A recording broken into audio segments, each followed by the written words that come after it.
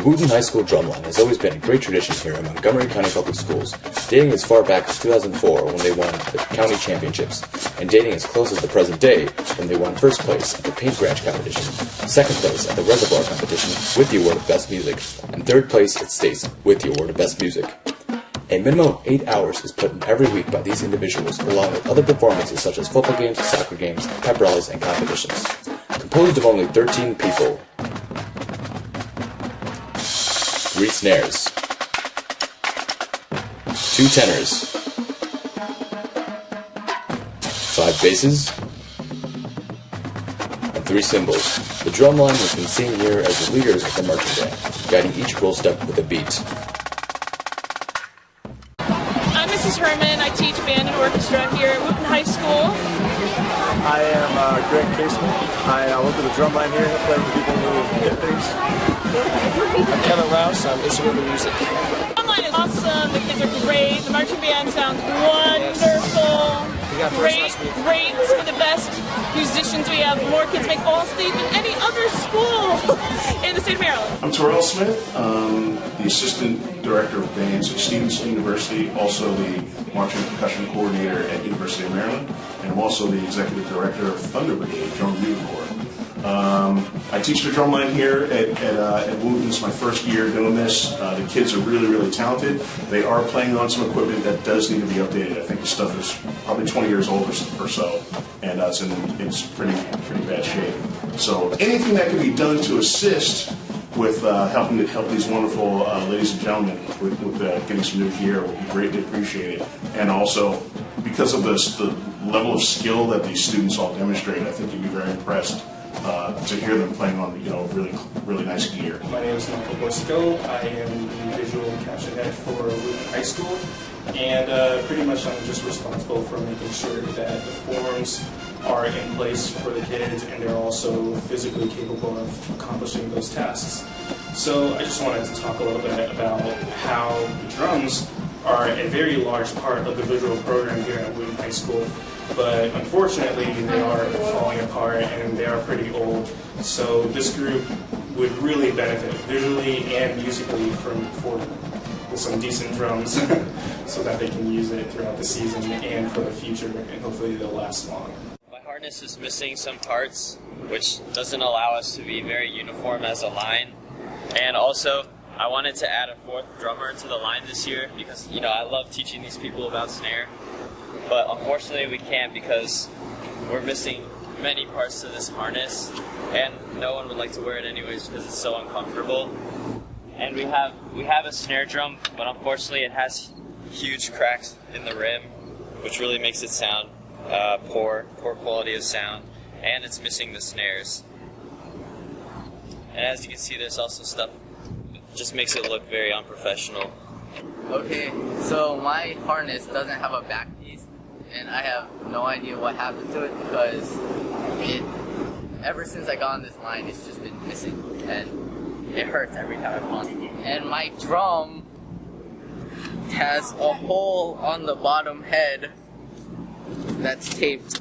Okay, so my snare drum, this conductor piece, it falls off a lot when you're trying to put on the harness, and that's not really good for the drum. And also, the very bottom of my snare drum also has holes at the bottom head. Lastly, on this drum, as you can see, we've had to tie this string to keep the mechanic that holds it to the harness on and stable so that the drum doesn't fall off. We've had multiple instances where we're marching and the drum falls off and hits the floor, and that's probably an explanation for the cracks. Only in the last 2 months, both of these heads broke because the drums, basically the frames and the rims have been so warped out of shape that every time we tighten them, the heads just start to crack. I've had to replace 2 of these heads. The Spock drum, it also does this, but not just that, I also have to replace the head. The Spock drum is so bad that it's also on a tilt. This part of it here, so when I place it on my drum, it'll go like this, and I have to tilt it back into place. If I do a couple of rim shots, it tilts out like that. So after a performance, I gotta tilt it back to the center playing angle. The padding on the inside is really worn out because we haven't had the money to replace any of this. And the J-hooks are basically like the thing that holds it to the harness. doesn't exist anymore. This is just duct tape. We also have some random mixes of like nuts and bolts because we haven't had the proper equipment to fix the harness. My drum is not any better. Just like Sushil's drum, my Spock drum just falls off at random times. So when I'm marching, it sometimes lands on my foot, which is really scary, especially during competitions when you don't know what's going to happen. And the reason for this being is because these edges are just so bent up, it just won't stick on no matter what. So it like falls off randomly. This head has a little hole in it, so we put duct tape over it to try and fix that. Not even that, but this part falls out at random times. So constantly when I'm marching, it just ends up like that, and I have to adjust it. And the wood here has been, there's like no guard for it, so this wood here has been chipping.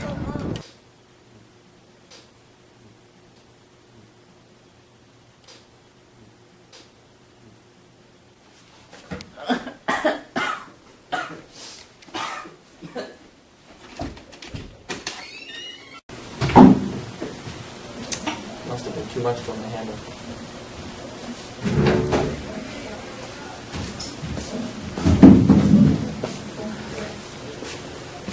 Hi, I'm Sam.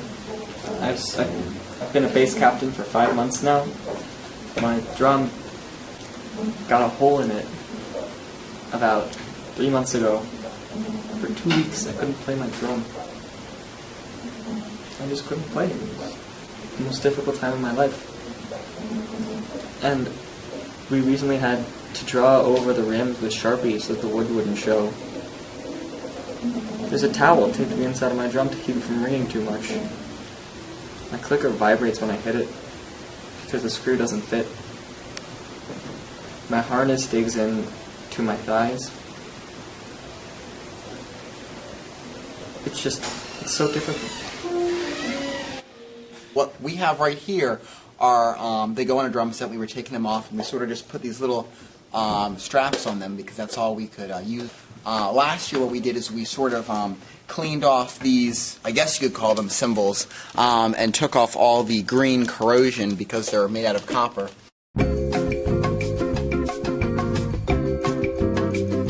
One of our instructors literally took a nail gun to it and then taped it back up, and that's all that is keeping this thing working.